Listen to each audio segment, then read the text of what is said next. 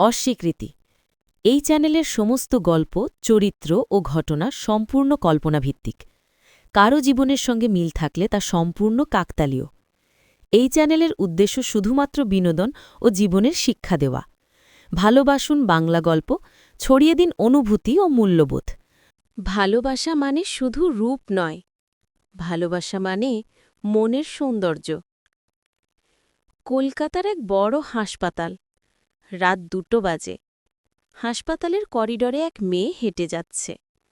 চোখ লাল, চুল উস্কো খুস্কো। তার নাম অনিকা সেন। ধনী ব্যবসায়ী অমর সেনের একমাত্র মেয়ে। আজ সে এসেছে এক ছেলের পাশে, সৌরভ দত্ত, যার মুখে কাটাছেঁড়ার দাঁত, কিন্তু চোখে এখনও ভালোবাসা ঝলমল করছে। ডাক্তার বললেন, ছেলেটি এখনও অজ্ঞান, কিন্তু জীবন বেঁচে গেছে। সবাই ভাবে, এখন নিশ্চয়ই অনিকা আর আসবে না। কিন্তু সে প্রতিদিন আসে। হাসপাতালের চেয়ারে এসে বসে কাঁদে, গল্প করে, হাত ছুঁয়ে বলে, তুমি আমার সৌরভ, দাগ নয়, তুমি আমার জীবনের আলো। 2 বছর আগের কথা। কলকাতার নামকরা কলেজে নতুন সেমেস্টার শুরু। প্রথম দিনেই অনিকার দেখা হয় সৌরভের সঙ্গে। সৌরভ মধ্যবিত্ত পরিবারের ছেলে।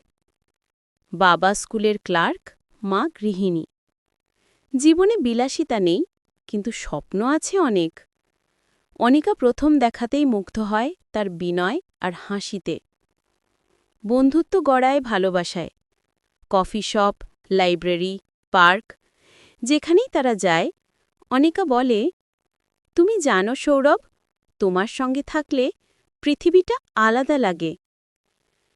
সৌরভ হেসে বলে, আমি তো শুধু চাওয়ার সাহস পাই, তোমার ভালোবাসা পেয়েছি, এটাই আমার ভাগ্য।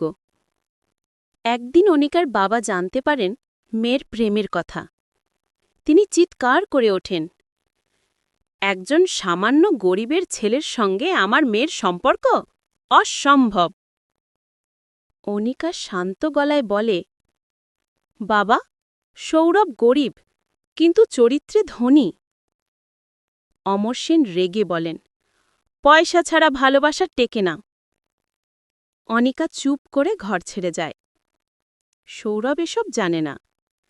সে টিউশন নিতে শুরু করে। দিনে ক্লাস, রাতে কাজ। স্বপ্ন একটাই, একদিন মাথা উঁচু করে দাঁড়াব। একদিন বৃষ্টি সন্ধ্যায় বাইক নিয়ে অনিকাকে দেখতে যাচ্ছিল সে। হঠাৎ একটা ট্রাক সামনে এসে পড়ে। বাইক ছিটকে যায়। সৌরভ মাটিতে পড়ে যায়। চারপাশে চিৎকার, বাঁচাও! অবচেতন সৌরভের মুখে রক্ত, আর পাশে তার ম্লান হাসি। হাসপাতালে সবাই দৌড়ে আসে। অমর সেন বলেন, ওই ছেলে মরলেও আমাদের কিছু যায় আসে না। অনিকা বলে, তাহলে আমি তোমার মেয়ে নই। হাসপাতালের ঘরে সৌরভের মুখ ব্যান্ডেজে ঢাকা। ডাক্তার বলেন, তার মুখে স্থায়ী দাগ থাকবে। অমর সেন হাসলেন, এবার দেখি মেয়ে কতদিন থাকে ওর পাশে। কিন্তু সকালে দেখা গেল অনিকা পাশে বসে আছে, হাতে ফুল, চোখে অশ্রু, ঠোঁটে দৃঢ়তা। সে বলে, আমি তোমাকে ভালোবাসি, মুখকে নয়, তোমার মনকে। সপ্তাহ কেটে যায়। সৌরভ ধীরে ধীরে সুস্থ হয়। ব্যান্ডেজ খুলে যায়। আয়নায় তাকিয়ে চুপ করে থাকে। অনিকা এসে বলে, তোমার এই দাগে আমার গর্ব, কারণ তুমি আমার সাহস। সৌরভ নতুন করে শুরু করে। একটা অনলাইন শিক্ষা প্ল্যাটফর্ম চালু করে, সৌরভ অ্যাডটেক। 1 বছরের মধ্যেই সে স্টার্টআপ পুরস্কার জেতে। সাংবাদিক জিজ্ঞেস করে, এই দাগ নিয়ে আপনি লজ্জা পান না? সৌরভ হাসে, এই দাগই প্রমাণ করে আমি পড়ে গিয়েও হেরে যাইনি। অমর সেন টিভিতে সাক্ষাৎকার দেখে চোখে জল আসে। পরের দিন তিনি নিজে যান সৌরভের অফিসে। চোখ নামিয়ে বলেন, বাবা, আমি ভুল করেছিলাম। তুমি প্রমাণ করেছ সত্যিকারের ধন মনেই থাকে।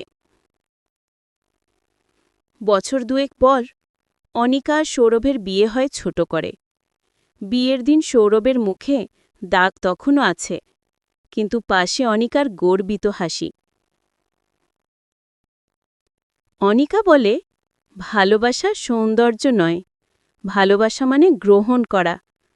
মুখের দাগ মুছে যায়, কিন্তু মনের দাগ যদি ভালোবাসায় ভরে যায়, তাহলে জীবনও সুন্দর হয়ে ওঠে।